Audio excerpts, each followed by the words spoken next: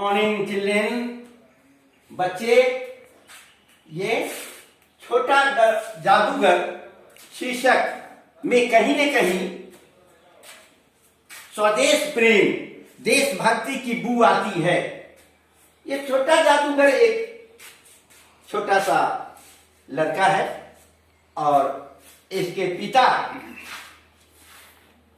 आजादी की लड़ाई में कार्यरत थे। ये स्वाधीनता संग्रामी थे, इसीलिए ये जेल में है और इसकी मां बीमार है। तो जिस बच्चे को पढ़ना लिखना चाहिए था, जिस बच्चे को खेलने कूदने और पढ़ने लिखने के सिवा पारिवारिक बोझ नहीं आना चाहिए था, वह बच्चा जादू का खेल दिखाता है। इसके लेखक हैं जयशंकर प्रसाद।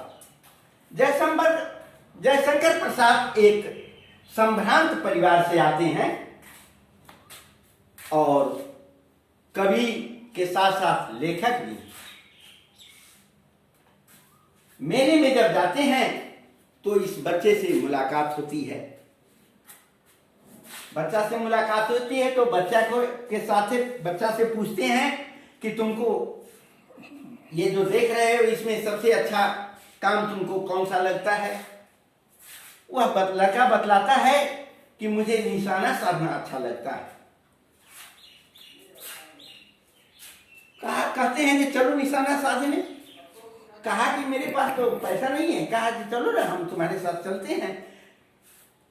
जयशंकर प्रसाद उसको पैसा देते हैं और बारी बारी से वो निशाना साधता है खिलौना पर और बहुत सारे खिलौना जीत लेता है। सब आश्चर्यचकित हो जाते हैं। खिलौना समेटता, कहा इतने खिलौना मैं कैसे ले जाऊं। जयशंकर प्रसाद अपना रुमाल देते हैं, उस रुमाल में वो बांध लेता है और खिलौना लेकर के चला जाता है। इसमें 5 दृश्य है बच्चे। ये प्रथम दृश्य का, ये मेले का दृश्य समाप्त हो गया। दूसरे दृश्य में है कि लेखक घूमते घूमते चले जाते हैं बोटेनिकल गार्डन। कलकत्ता में मशहूर गार्डन है देखने। मैं भी वहां जाकर के देख चुका हूं और एक वट वृक्ष का पेड़ है जो कई हजार बरस का है। तो देखते हैं, एक पौधा को मैंने देखा तो लोगों ने बताया कि इसको जमने में ही 20 बरस समय लगता है। वह भी आकर्षण का केंद्र बना हुआ था। और फिर मैंने कमल का फूल भी देखा। तो वहां ये थक गए थे, परिवार के साथ थे, इसलिए जलपान कर रहे थे। तभी वह छोटा लड़का जो जादूगर है, छोटा जादूगर पहुंचता है और इनको नमस्कार करता है। नमस्कार करता है तो इससे पहले वो कहा था कि ये जो पैसे आप खर्च किए या पैसे अगर मुझको, ये लेखक से कहता है कि मैं आपको जादू का खेल दिखाऊं। तो ये झल्ला जाते हैं कि थके हुए हैं, अभी हम लोग जलपान कर रहे हैं। लेकिन इनकी पत्नी इनको रोक देती है और कहती है कि नहीं, उसे मन बहल जाएगा, मैं उठ चुकी हूं, इसलिए जादू का खेल दिखाने के लिए कहती है। छोटा जादूगर जादू का खेल दिखाता है, वह उसे 1 रुपया देती है। बच्चे, आज का 1 रुपया नहीं, उस समय 1 रुपया का बहुत ज्यादा महत्व था। 1 रुपया का उसने कंबल खरीदा और कुछ जलपान किया। उसके बाद फिर यहां से दृश्य दूसरा आ जाता है। लेखक जा रहा है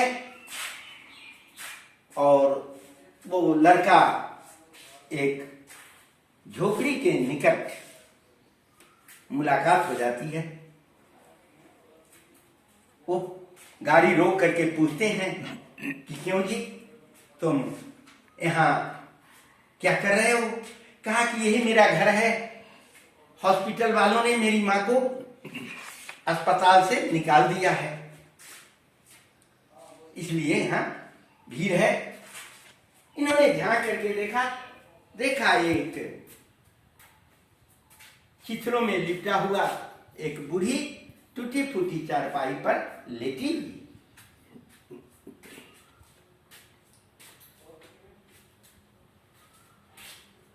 ये देखते हैं उसकी माँ को और फिर वहां से चले जाते हैं। चले जाने के बाद पुनः एक बार उस बच्चे से, उस लड़के से मुलाकात होती है। उस बार वह खेल दिखाता हुआ दिखाई पड़ता है। देखते हैं इस दृश्य में कि आज का जो खेल है वह जमा नहीं जैसे पहले जमता था। तुम उदास जैसे लगते हो। तो लड़का उदासी का कारण बतलाता है कि माँ ने कहा है कि जल्दी चले आने के लिए। सो माँ ने कहा कि अब हमारा समय पूरा हो गया है, अब उसकी मृत्यु समीप है, ये कहा है, यही मेरी उदासी का कारण है, फिर भी मैं चला आया। लेकिन आश्चर्यचकित होकर पूछता है कि तुम चले आए, लेकिन उस लड़के के पास मजबूरी है, नहीं आएगा तो फिर भोजन कैसे चलेगा, उसकी दवा, उसकी माँ की दवा कैसे होगी, उसकी सेवा शुश्रूषा कैसे होगी, इसलिए उसको आना मजबूरी है। लेखक फिर उसको कहता है कि तो चलो मेरी गाड़ी पर बैठ जाओ, मैं जल्दी पहुंच जाओगे, और जल्दी वहां पहुंच जाता है।